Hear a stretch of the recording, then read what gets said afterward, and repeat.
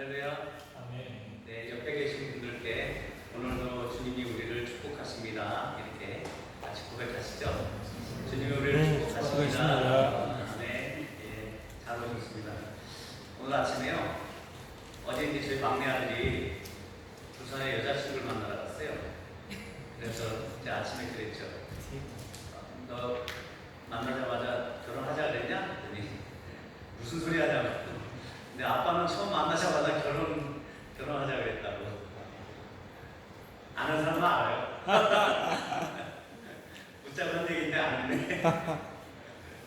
네, 요새는 벌써부터 결혼시켰더라고. 그러고 있는데.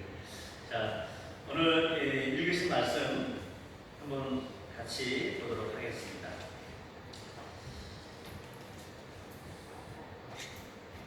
또 다니엘 위에다 좀 PPT를 띄워주래요. 이거 한번 보시고 우리 보도록 하겠습니다.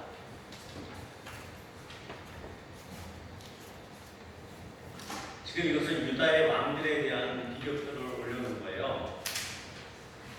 그래서 제가 없으니까 한번 보면서 지금 네 번째 왕, 오늘은 여호사밧에 대한 이야기를 할 겁니다. 괜찮습니다.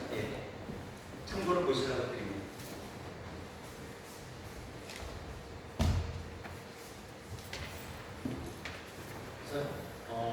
제가 갖고 있는 자료 중에서 오늘 열왕기의 말씀을 나누는 거지만 열왕기와 역대기가 비슷한 구조로 진행이 되고 있기 때문에 제가 갖고 있는 역대기의 구조를 가지고 일단 설명을 드리고 있는데요. 유다의 왕들이 그러니까는 다윗과 솔로몬 이후에 두 나라가 나눠지잖아요. 남과 북으로. 그래서 남유다의 왕들은 한 20명의 왕이 있어요. 그 중에서 한 8명이 선한 왕이고 12명은 악한 왕으로 이제 성경에서 기록하고 있고요. 북이스라엘의 왕들은 19명이 있는데 죄다 악한 왕으로 기록되어 있단 말이죠. 그 악한 왕들의 이제 죄의 기록들이 오늘 보면서 좀 보게 될 건데요. 자, 그래서 이 북이스라엘 12명의 왕들이 대부분은 악한 왕들이었고 그 악한 왕들이라고 하는 그 첫 번째 이유가 하나님 보시기에 악을 행했다라고 이야기하고 있어요. 그것은 뭐냐면 신명기 17장 14절에서 20절을 보면은 왕에 대한 규정을 하나님께서 해놓으시는데 그 들어갈 가나안 땅에서 왕을 세우게 될 때 이방인으로 세우지 않고 이스라엘 민족 중에서 세우고 병마를 많이 두지 말고 아내를 많이 두지 말라 이런 얘기들을 하면서 하나님께서 말씀을 하신단 말이죠. 그 중에서도 특히 오늘 신명기 17장 18절에 보면 그가 왕이 오르거든 이 율법서의 등사본을 레위 사람 제사장 앞에서 책에 기록하여 평생에 자기 옆에 두고 읽어 그의 하나님 여호와 경외하기를 배우며 그 율법의 모든 말과 이 계율을 지켜 행할 것이다. 그리고 또한 형제 위에 교만하지 않게 될 것이다. 그래야 이런 말들을 하고 있단 말이죠. 결국은 왕이 지켜야 될 하나님의 말씀을 옆에 두고 계속 하나님의 말씀을 읽고 가까이 해야 되는데 그것을 못한 것이 하나님 앞에서 악이었다 이렇게 고백하고 있고요. 그 다음에 이것은 이제 어떻게 보면 아담과 하와가 하나님께서 선악과를 따먹으라 했는데 따먹지 말라 했는데 그것을 따먹었던 죄와 동일한 죄죠. 하나님께서 왕으로서의 하나님의 대리 통치자로서 그 이스라엘 민족을 다스리는 데 있어서 가장 기본이 되는 이 말씀을 가까이 두고 따르지 않았기 때문에 결국은 그것이 선악과의 죄와 동일한 죄로 볼 수밖에 없는 것이죠. 그것을 악이라고 규정하고 있습니다. 그리고 하나님께서는 두 번째로 하나님께서 미워하시는 악한 왕들의 행동들이 있었는데 이것은 바로 이 북이스라엘의 첫째 왕인 여로보암의 악한 길로 행했다라고 하는 이 표현입니다. 이것은 뭐냐면 모든 북이스라엘 왕들이 여로보암의 죄를 계속 유지했다라는 것이에요. 그것은 이제 북쪽의 베델이라는 곳과 남쪽의 단이라는 곳에다가 금송아지 우상 신성을 만들어 놓고 그곳에 절을 하게 했단 말이에요. 그 이유는 그리고 이것은 이제 심각한 10계명의 둘째 계명을 어기는 심각한 문제였거든요. 그럼에도 불구하고 이렇게 했던 여로보암의 이유는 다분히 정치적인 이유 때문에 그런 것이에요. 그때 당시에 하나님을 예배하는 성전은 남유다의 예루살렘에 있었단 말이죠. 그런데 이 여로보암이 정권을 탈취하고 나서는 어떻게 해요? 남유다로 사람들이 계속 1년에 3번씩 우리가 알는 6월절, 77절, 장막절에 걸쳐서 3번씩 하나님을 뵈러 가게 되면 그곳에서 다시 남유다로 향한 마음들이 생길까봐, 그리고 북이스라엘 자기의 정치적인 어떤 입지가 좁아지게 될까봐 그곳을 가지 못하도록 하려고 하나님이 미워하시는 우상을 북과 남에다 하나씩 세워놓고 그곳에서 절하게 했단 말이죠. 그곳에서 하나님을 섬기라고 했던 것이죠. 그럼에도 불구하고 이것은 분명히 우상 숭배였기 때문에 이 죄악들을 이스라엘의 왕들이 계속 짓는 거예요. 그 19명의 왕들이. 그 이유는 이들도 역시 이 남유다처럼 어떤 전통적인 계승에 따라서 그 왕이 세습이 된 것이 아니라 그들 중에는 두테타나 그들 중에는 그냥 세습 없이 그대로 왕이 된 사람들이 있었기 때문에 자기의 정치적 입지를 굳게 하기 위해서 그 유력자들, 장로들에게 잘 보기 위해서 그전에 갖고 있었던 종교의 형태를 그대로 유지하려고 했단 말이죠. 그것 때문에 하나님이 미워하시는 것들을 계속 행하게 되는 것이에요. 그래서 오늘 말씀에 본 이 여호람이라고 하는 이 악한 이스라엘의 왕도 역시 이스라엘 가장 악한 아합 왕의 아들이란 말이죠. 첫 번째 왕은 아하샤였고 이제 두 번째 여호람 왕이 이제 두 번째 아들이라고 해요. 그 아하샤는 2년밖에 통치를 못했고 이제 여호람이 통치를 해서 이렇게 등장을 했는데, 그때 당시에 이 북이스라엘의 속국이었던 모압이 계속 조공을 바쳤거든요. 어린 양의 털 10만 마리의 털과 또 순양의 10만 마리의 털을 이렇게 모아가지고 계속 조공을 바쳤는데, 이 아합 왕이 죽고 난 이후에 이스라엘의 군사력이 좀 약해진다라고 생각했을 때 이들이 조공을 안 바친단 말이에요. 그래서 이스라엘을 배반하게 돼요. 이러니까 이 여호람 왕이 자기와 혈연 관계에 있는 이 여호사밧, 남쪽에 있는 이 남유다의 여호사밧 왕과 이미 결혼으로 인한 그 어떤 혈연 관계가 되어 있었단 말이죠. 그래서 이 여호사밧 왕과 그 다음에 이 유다의 속국이었던 에돔의 왕과 이렇게 세 왕이 모이게 됩니다. 그래서 이 모압의 왕을 무찌르러 가려고 이제 세 왕이 모이게 되죠. 이런 것처럼 이들이 이제 모여서 에돔 사막을 이제 건너게 됩니다. 건너게 되는데 7일이 지나자 먹을 물이 떨어지는 거예요. 그래서 사람들이 먹을 물이 있었겠죠. 그런데 성경의 표현을 보니까 짐승들이 먹을 물이 없는 거예요. 짐승이라고 하는 것은 타고 다니는 말 같은 것을 의미할 수도 있고 낙타를 의미할 수도 있지만 또 그들이 식량으로 먹어야 되는 양과 소나 이런 것들일 수도 있는데, 이런 것들이 먹을 것이 없다 보니까 이것들을 내버려 두고 또 갈 수도 없는 상황이 된 것이죠. 그때 이들에게 두려움이 오기 시작했죠. 이러다가 적군들에게, 이 모압의 왕에게 우리가 당하겠구나, 패하겠구나, 이런 문제에 부딪히게 된 거죠. 그래서 이 여호사밧 왕 자체도 패전의 길이 될 수 있다는 것을 그 두려움에 맞닥뜨리게 되는 것입니다. 그래서 하나님을 찾지 않는 그 이스라엘의 여호람과 다르게 여호사밧 왕은 당연히 일어날 수 있는 이런 인생의 곤란하고 난감한 문제 앞에서 우리가 여호와께 물을 만한 여호와의 선지자가 여기 없느냐, 이렇게 질문을 하게 됩니다. 그래서 이스라엘의 신하들 중에서 이 질문에 응답하는 사람이 나타나요.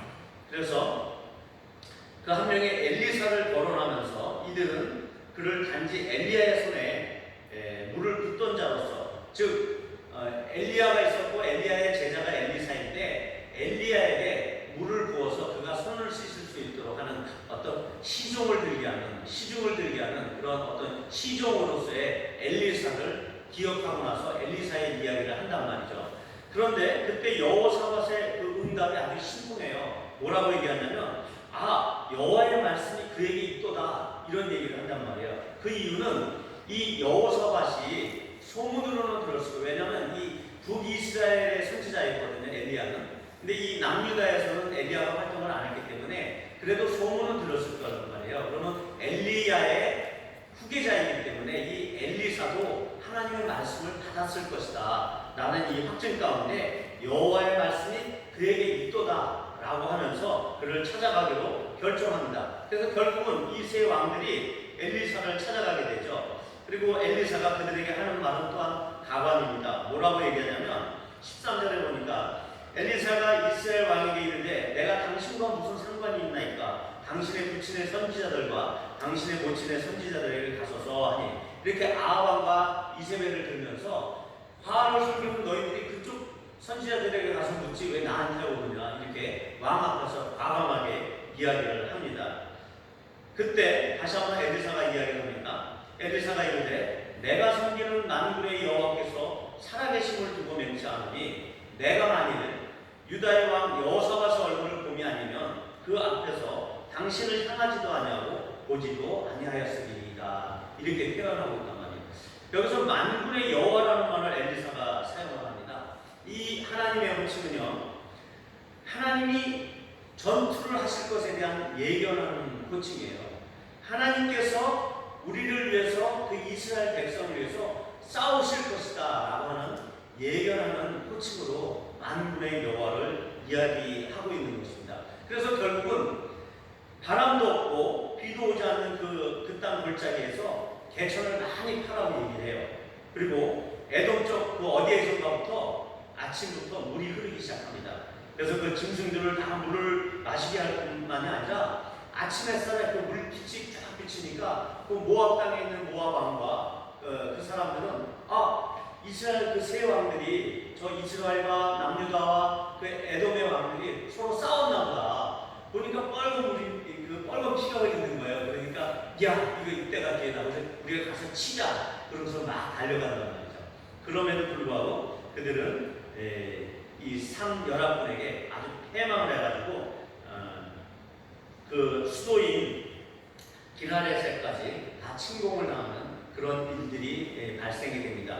여기에서 이제 인신 제사에 대한 부분이 나오는데요. 그 모압의 왕이 그게 당하니까 자기 아들을 인신 제사를 드리는 부분이 있는데, 이 부분은 조금 논란의 여지가 있으니까 나중에 제가 한번 시간이 되면 말씀을 드리겠습니다. 결국 이스라엘의 그 모든 집중은요, 이 전쟁의 승리를 가져온 그 장본인 바로 여호사밧에게 집중되게 하는 스토리입니다. 하나님을 찾는 왕, 하나님의 말씀을 구하는 왕, 하나님의 얼굴을 구하는 그에게 그의 얼굴을 보고 하나님께서 전쟁을 승리토록 도와주시게 하는 그 왕, 바로 그 여호사밧이라는 인물에게 우리는 집중하지 않을 수가 없는 것이죠. 그래서 오늘은 여호사밧의 스토리에 대해서 우리가 좀 집중적으로 좀 이야기를 해볼 만합니다. 여호사밧의 이름의 뜻은요, 여호와는 재판하신다라는 뜻이고요. 실제로 그는 역대기 19장에서 유다의 각 지역에 재판장들을 세워서 그들을 백성들로 공평하게 재판할 수 있도록 각각 보냅니다. 그리고 35세의 왕이 되고 25년 동안 통치한 사람인데, 그의 아버지 아사도 믿음의 사람이었는데 그 아사처럼 산당을 모두 제거하지는 못했어요. 하지만 그리고 또 아합 이스라엘 그 아합 왕과 사돈 관계가 되면서 훌륭한 신앙인이었지만 그 정치적인 명분을 초월하지는 못한 사람이라고 하는 단점을 갖고는 있습니다. 그렇지만 그리고 또 이제 열왕기서의 저자는 이 여호사밧에 대해서 극도로 칭찬하는 말은 하지 않아요. 왜? 그의 이런 잘못 때문에. 하지만 이 역대기의 저자, 그러니까 포로에 잡혀갔다가 다시 예루살렘으로 돌아온 그 다음에 지어졌던 그 역대기의 저자는 열왕기를 참조하면서 이 이야기를 써내려가면서 포로 후기 공동체가 다시 성전을 짓고 하나님 중심 신앙으로 다시 돌아서기 위해서 포로 후기 공동체를 단합시키는 입장에서 이 여호사밧을 다윗과 솔로몬의 그 번영에 버금가는 인물로 부각을 하면서 세우게 됩니다. 그의 실수에도 불구하고. 그런 것처럼 결론적으로 역대기는 여호사밧을 아주 선하고 위대한 왕으로 보고 있고, 그의 가장 두드러진 특징을 여호와를 구하였다. 오늘 말씀에도 나왔습니다. 여호와를 구하였다라고 여러 차례에 걸쳐서 역대기에서 표현하고 있는 것을 볼 수가 있습니다. 그래서 역대기 17장 3절에서 4절을 보시면요, 위에 자막으로 띄어 있습니다. 여호와께서 여호사밧과 함께 하셨으니 이는 그가 그의 조상 다윗의 처음 길로 행하여 바알들에게 구하지 아니하고 오직 그의 아버지의 하나님께 구하며 그의 계명을 행하고 이스라엘의 행위를 따르지 아니하였습니다. 북이스라엘에 바알을 쫓는 신앙을 철저히 배격하고 산당은 다 부수지 않았지만 그 아세라 목상이나 바알 신상들을 다 부수고 다시 한번 여호와 신앙을 회복하게 됩니다. 율법을 다시 회복하게 됩니다. 그래서 이 여호사밧의 그 업적을 간단하게 말씀을 드리면 군사적으로 아주 강한 나라를 만들게 됩니다. 그리고 모든 성읍들에다가 군대를 주둔시키고 이러한 일들을 행하게 되고요. 부귀와 영광을 크게 떨치게 됩니다. 그래서 이런 말씀을 하시죠. 역대하 17장 10절에서 11절 여호와께서 유다 사방의 모든 나라에 두려움을 주사 여호사밧과 싸우지 못하게 하시매 블레셋 사람을 들으면서 여호사밧에게 예물을 드리며 은으로 조공을 바쳤고 아라비아 사람들도 짐승대 곧 수장 7,700마리와 수점소 7,700마리를 드렸더라. 이런 식으로 해서 이방 민족들이 하나님을 경외하는 여호사밧을 와서 조공을 바치게 합니다. 또한 세 번째로 여호사밧은 종교 개혁을 단행하게 됩니다. 산댕들과 아세라 목상들을 일부 제거하였고 아세라 목상들을 모두 제거하였고 아사왕 시대에 남아있던 남색하는 자들 곧 남자 천지들을 그 땅에서 쫓아버리게 됩니다. 그리고 네 번째로 여호와의 율법책을 가지고 그의 신하들과 제사장과 레위 사람들을 보내어서 유다 각 성읍을 두루다니며 가르치게 하는 일을 하게 합니다. 다섯 번째로 유다 여러 성에서 건축 공사를 많이 했고 견고한 요새들과 국고성을 건축하는 일을 하게 됩니다. 또한 여섯 번째로 하나님이 원하시는 선한 왕으로서 백성의 대리 통치자의 역할을 제대로 수행하는 모습을 보게 됩니다. 역대하 19장 10절에 나와 있는데요. 어떤 성읍에 사는 너희 형제가 혹 피를 흘림이나 혹 율법이나 계명이나 율례나 규례로 말미암아 너희에게 와서 송사하거든 어떤 송사든지 그들에게 경고하여 여호와께 죄를 범하지 않게 하여 너희 형제와 너희 형제에게 진노하심이 임하지 말게 하라. 이 말은 뭐냐면 백성들로 죄를 짓지 못하게 하는 역할이 바로 왕의 역할인데 그것을 잘 수행하고 있다는 것이고 그것을 위해서 율법을 각 지역으로 율법사들을 보내서 그 제사장과 레위인들을 보내서 그 율법을 가르치게 합니다. 그래서 역대하 17장에서 보면 전체적으로 역대기 저자가 여러 개의 기록을 빌려오지 않는 아주 고유 본문으로서 하나님의 축복을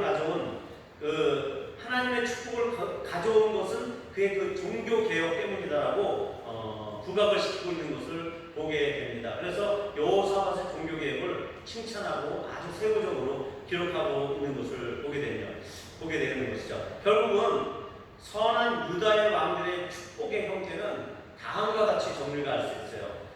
유다의 그 8왕, 선한 왕들은 축복을 받게 됐는데 어떤 축복이냐면 먼저 종교적인 율법의 회복이 일어나요. 그 다음에 사회적인 개혁도 일어나게 됩니다. 그 다음에 그런 여호와를 향한 순종은 그들에게 평화를 가져오게 돼요. 세 번째로 그 결과는 건축을 하는 일들로 나타나게 됩니다. 무엇인가를 건축하게 돼요.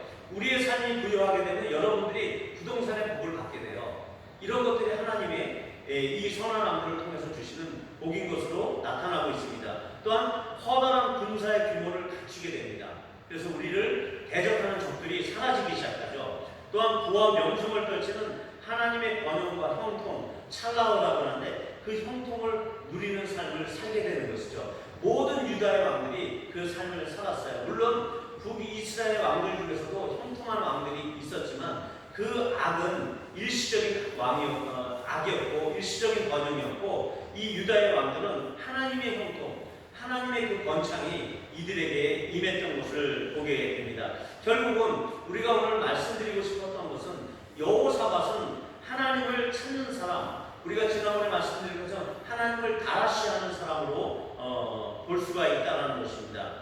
여호사밧은 그 아합의 딸 아달랴와 그의 아들 여호람을 동맹 결혼을 했거든요. 그 실수가 있음에도 불구하고 그 동맹의 관계의 의무는 외적과의 전투가 일어났을 때 한 나라에서 외적과의 전투가 일어났을 때 의무적으로 같이 동참을 해야 되는 그런 올무가 된 것이에요. 그래서 어쩔 수 없이 그 아합의 전투에도 또한 그 여호람의 전투에도 오늘처럼 참석하게 되지만 그럼에도 불구하고 이 여호사밧은 하나님으로부터 용서를 받은 사람이죠. 아합처럼 그렇게 전쟁터에서 죽은 인물이 아니라 똑같이 아합과 동시에 전쟁터에 나갔음에도 불구하고 이 여호사밧은 용서를 받게 됩니다.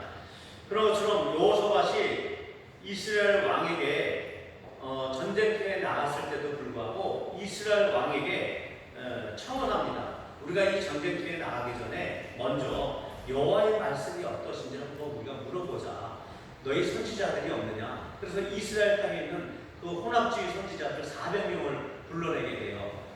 그렇지만 그 중에서도 여호사밧은 신뢰를 하지 않는 거죠.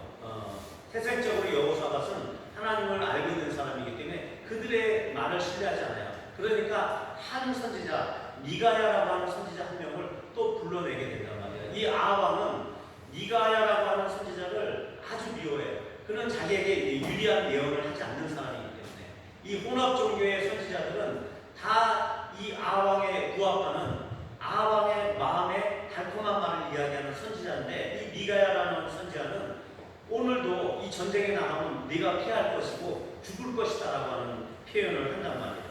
그렇게 여호사밧은 하나님의 선지자를 불러냅니다. 하나님의 말씀을 찾는 거죠. 하지만 오늘날에는 어떻게 하죠? 지난번에 말씀드린 것처럼 우리가 성령으로 감동하여서 성경 말씀을 볼 때 이 선지자의 역할을 한다라고 말씀드렸잖아요. 하나님의 선지자가 우리에게 이미 임하여 있단 말이죠. 성경 안에 우리가 성령으로 감동되어져서 성경을 묵상하고 탐닉할 때 하나님께서 선지자의 말씀처럼 우리에게 주의 말씀으로 우리에게 임한다는 것이죠. 그래서 중요한 점은 그의 마음이 어디에 있었는지 이것이 중요하다는 것이죠. 어려운 그 여호사밧도 그의 삶에 있어서 하나님께만 충실하지 않았다라고 성경에서 기록하고 있어요. 충실이라고 하는 것은 뭐냐면 두 가지의 마음을 두는 것을 원하지 않고 한 가지의 마음을 두는 것을 충실하다라고 표현하고 있는데 이 여호사밧이 하나님께도 충실하였지만 어떻게 해요? 자기가 인간과의 맺었던 그 맹약 때문에 그 인간에게 잘 보이려고 했던 이런 것들이 바로 하나님께 온전히 충실하지 못한 삶이었다라는 것이죠. 그로 인해서 선지자 예후라는 사람이 그 전쟁에 패하고 들어온 그 여호사밧을 향해서 이런 말들을 하게 돼요. 여호사밧 왕을 맞아 이르되 왕이 악한 자를 돕고 여호와를 미워하는 자들을 사랑하는 것이 옳으니이까 그러므로 여호와께로부터 진노하심이 왕에게 임할 것입니다. 그러나 왕에게 선한 일도 있으니 이는 왕이 아세라 목상들을 이 땅에서 없애고 마음을 기울여 하나님을 찾음이니이다 하였더라. 이렇게 그의 실수에도 불구하고 하나님께서는 그의 마음을 보시는 거예요. 그가 마음을 기울여 하나님을 찾고 하나님을 구하고 하나님의 말씀을 구했던 것들을 하나님은 보신다라는 것입니다. 왜 용서의 대상이었을까요? 이 여호사밧이 하나님은 그가 마음을 기울여 하나님을 다라시 했다라고 보고 있는 것입니다. 우리도 우리의 마음을 늘 하나님만을 다라시 하는 마음의 상태를 유지해야 되겠습니다. 특히 우리는 여호사밧의 실수처럼 사람의 그 낯을 봐주는 그러한 일보다 하나님의 얼굴만 향하고 그분에게만 충실하는 저와 여러분이 되어야 되겠습니다. 초두에 제가 말씀드린 대로 우리 인생은 이렇게 얽히든 저렇게 얽히든 세 왕의 전쟁처럼 그런 전쟁터와 같은 삶을 우리가 살고 있다는 것입니다. 이런 일들이 우리 인생 가운데 다반사로 일어나게 되는 것이 우리의 삶이에요. 여호사밧이 원하든 원하지 않았든 이런 전쟁에 참여하게 되는 것처럼 우리 인생에서도 이런 전쟁터와 같은 일들이 분명히 생긴다는 것입니다. 그리고 특히 하나님을 경외하고 하나님의 말씀을 다라시하는 그 여호사밧 왕과 같은 사람들에게는 하나님의 테스트의 전쟁이 분명히 오게 된다는 것이에요. 의로운 사람에게 하나님께서는 그 의로운 사람의 심정을, 그 심령을 시험하기 위해서, 그 마음을 시험하기 위해서 테스트로서 전쟁을 보내주신다는 것이죠. 바로 역대하 20장에서 나오는 모압과 암몬과 마온이라고 하는 이 세 아람의 일부 지역은 마온인데 그 세 지역에서 연합군들이 모여서 여호사밧을 대적하기 위해서 오게 됩니다. 의로운 여호사밧을 향해서 이 세 연합군이 달려온단 말이에요.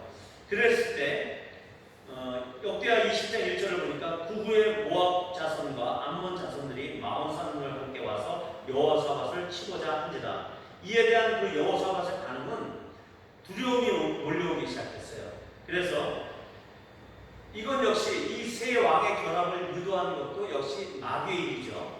예, 하나님께서 결코 악을 행하시는 분이 아니시기 때문에 마귀의 그 악을 이용해서 이 여호사밧을 테스트하고 있는 것이죠. 그때 이 여호사밧의 마음에 두려움을 주기 시작합니다. 이 사단은 동일하게.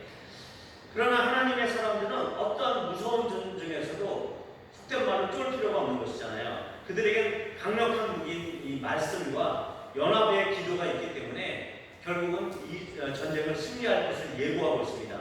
역대하 20장 3절에서 4절에 보니까 여호사밧이 두려워하여 여호와께로 낯을 향하여 간구하고 온 유다 백성에게 금식하라 공포하며 유다 사람이 여호와께 도우심을 구하려 유다 모든 성읍에서 모여와서 여호와께 간구하더라. 이렇게 하나님을 향해서 금식하고 낯을 향하고 간구하기 시작을 합니다. 그러니까 그 간구에 대한 응답이 나타나기 시작합니다. 어떻게 나타나냐면 역대하 20장 14절에서 17절에 이렇게 나오고 있어요. 여호와의 영이 회중 가운데서 레위 사람 야하시엘에게 임하였으니 그는 누구누구의 자손이 이렇게 나오고요. 그래서 여호사밧 왕이여 들을지어다. 여호와께서 이같이 너희에게 말씀하시기를 너희는 이 큰 무리로 말미암아 두려워하거나 놀라지 말라. 이 전쟁은 너희에게 속한 것이 아니요 하나님께 속한 것입니다. 내일 너희는 그들에게로 내려가라. 그들이 시스 고개로 올라올 때 너희가 골짜기 어기 여루엘 들 앞에서 그들을 만나려니와 이 전쟁에는 너희가 싸울 것이 없나니 대열을 이루고 서서 너희와 함께한 여호와가 구원하는 것을 보라. 유다와 예루살렘아 너희는 두려워하지 말며 놀라지 말고 내일 그들을 맞서 나가라. 여호와가 너희와 함께하리라 하셨느니라 하네. 그래서 하나님의 사람 그 한 사람 야하시엘이라고 하는 그 한 사람에게 하나님의 말씀이 임하고 그 대적들의 길을 알려주시는 일이 나타납니다.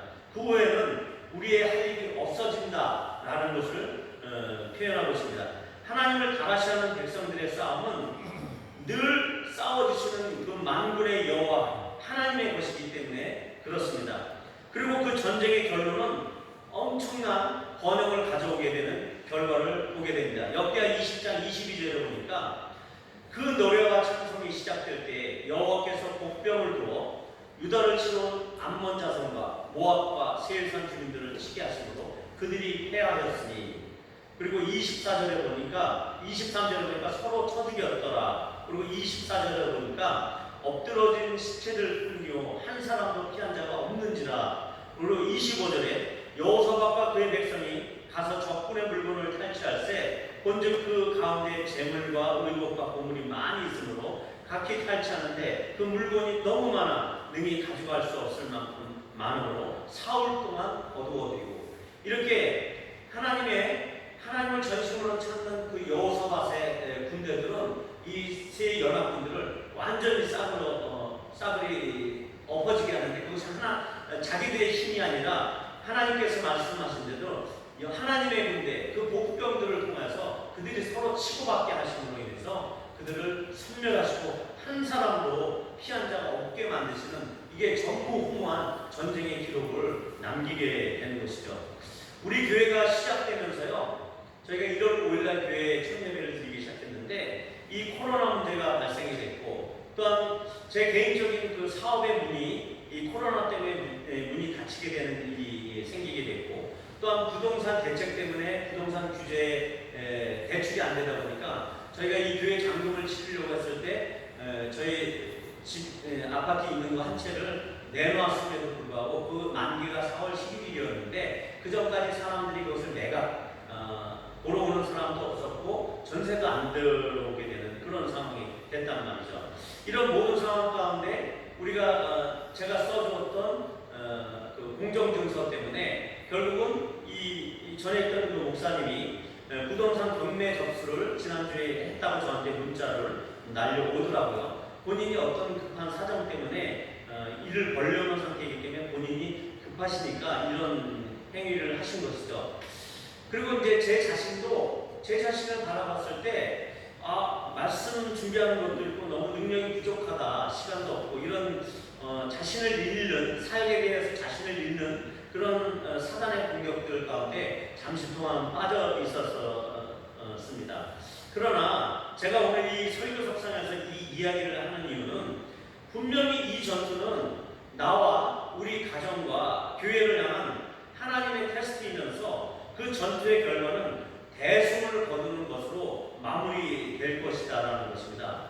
이 전쟁에 참여한 사람들의 결과는 노량물을 쟁취하고 엄청난 번영에 올 것이라는 것을 선포하려는 것입니다. 저와 저희 가정은 이 싸움의 결과로 승리의 맛을 제대로 볼 것이고 그 후에는 분명히 엄청난 하나님의 번영과 축복을 경험하게 될 것이다라는 것을 미리 제가 선언을 하는 것이죠. 제가 왜 이렇게 자신 있게 이야기를 할 수 있느냐면 그것이 성경에서 오늘 이야기하고 있는 완전한 팩트이기 때문에 그런 것입니다. 여러분들이 꼭 지켜봐 주셨으면 좋겠어요.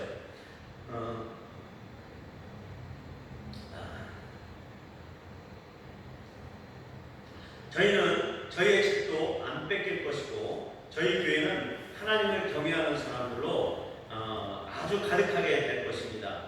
오늘의 결론입니다. 인생에 있어서 여러 번 겪어야 하는 그 전쟁들을 이기고 넘어서는 우리의 방법은 이처럼 하나님의 말씀을 가진 선지자 엘리사를 찾는 것과 같이 성령을 의지하여서 말씀을 날마다 다가시는 곳에 있습니다. 그것은 바로 엘리사로 예표되는 민중 속에서 민중의 고난에 동참하시고 그 곤란을 그의 신비한 힘으로 넘어서고 벗어나게 하셨던 그 엘리사와 똑같은 행위를 하셨던 예수 그리스도 우리 주님을 찾고 그분의 말씀을 구하는 자세를 견지하는 상태를 말하고 있는 것입니다. 그러면 우리 앞에서는 그 큰 산과 같은 그 산의 그림자 앞에서 그 산의 그림자와 같은 그 전쟁은 아주 작은 일에 불과하게 될 것입니다. 오늘 초대에 읽었던 열왕기하 3장 18절에서 이것은 여호와께서 보시기에 아주 작은 일이라 이렇게 여호와께서 모압 사람도 당신의 손에 넘기시리니 우리에게 있는 모든 전쟁들은 하나님께서 우리 손에 넘기시기 위한 전쟁이라는 것이죠.